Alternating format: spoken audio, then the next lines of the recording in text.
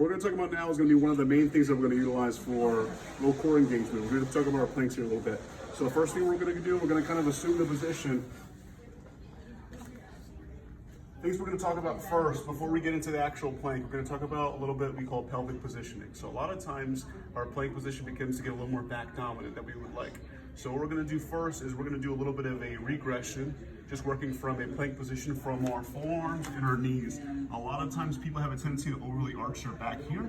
What we're going to do instead is we're going to focus on what we call a little bit more of a posterior pelvic tilt, getting our pelvis a little bit more of a neutral position here. So now I'm going to transition to that knees and forearms position here, and I'm really going to brace to kind of tighten up my stomach muscles here, and then I'm going to hold this position. Here, what you should primarily feel, mostly just all isolated your core. You shouldn't feel anything in your low back at all. You might feel it a little bit in the glutes as well. Once you're able to isolate that position and just feel it primarily just in your core, then we can begin to kind of progress to a traditional plank position.